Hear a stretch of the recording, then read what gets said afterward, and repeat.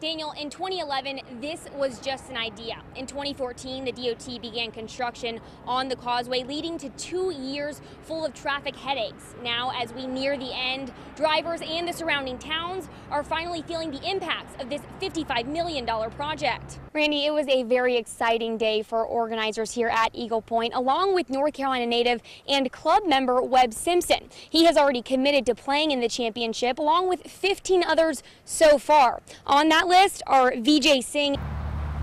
And now this is just one of the dozens of trees that make up a very full outdoor classroom. Amanda, Tim Kaine's campaign predicted his speech today would be really important for national security. That was a big topic, but he also spent a lot of the time attacking the GOP candidate. From the jewelry to the tuxedo, to the flowers, to the pictures. As soon as several Wilmington businesses saw Trevor and Lily's promposal video, they decided to pull together to turn their prom night into a special night they'll never forget.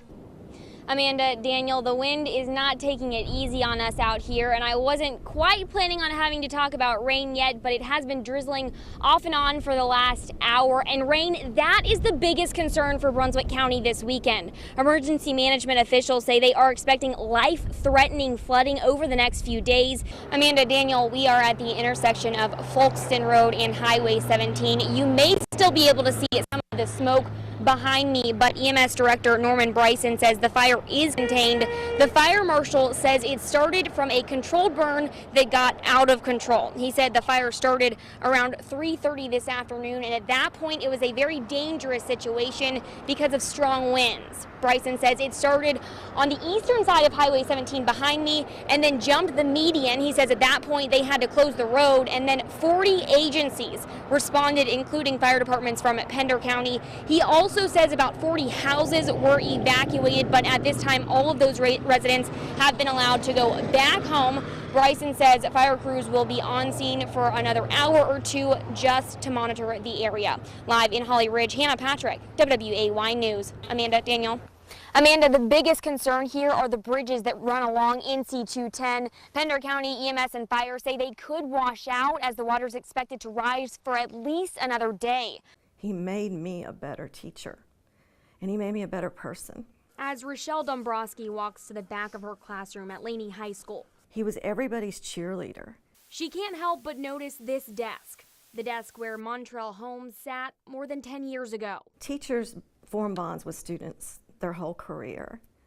Montrell touched my heart. That's why when she found out that Holmes had been shot and killed, her heart ached, the way a mother's does. And I can't even explain it. I've lost other students, and it's been traumatic, but Montrell had such a piece of my heart. Right before graduation, Dombrowski says Holmes gave her this card. He thanked me for helping him, motivating him, and even said I was like a mother to him. Words she's never forgotten. I knew that was the most respectful thing Montrell could have ever said to me as a teacher, was that I was like a mother to him, because he was so close to his mother and he lost her to cancer. Dombrowski says she never expected to lose him so soon in such a tragedy. I'm devastated that he was murdered. I am also as devastated that we don't know who did this when there are witnesses.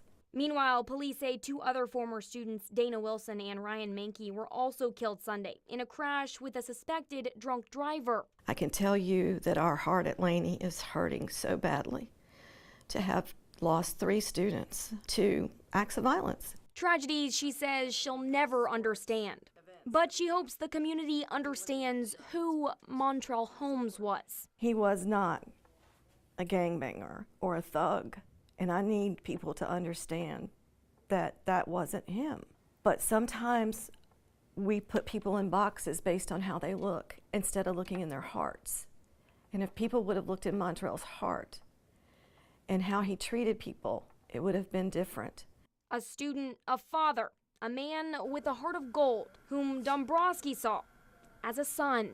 In Wilmington, Hannah Patrick, WWAY News. Who's sitting there with you? My sister, Biddy. Bo and Biddy are preparing for a big day. For a grand opening.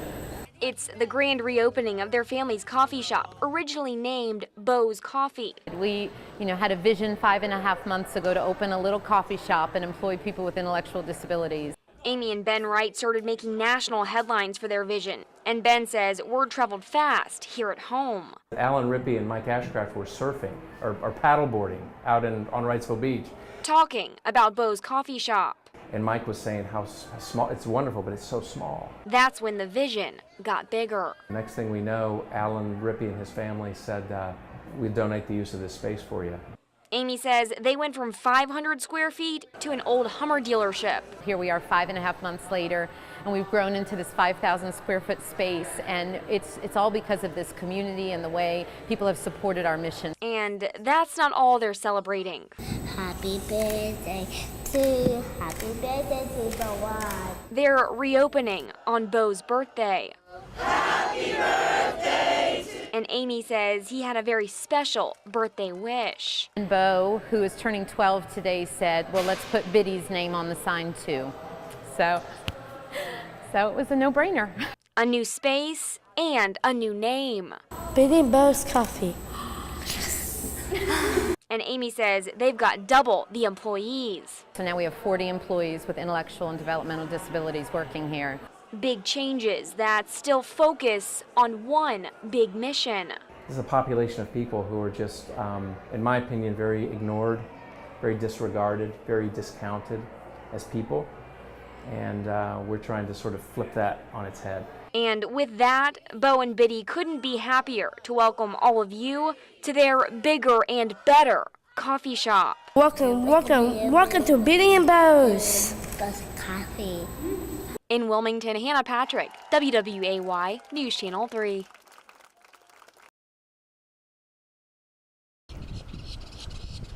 As clouds linger over Southport's waterfront, a somber feeling lingers throughout the town. I can definitely feel it.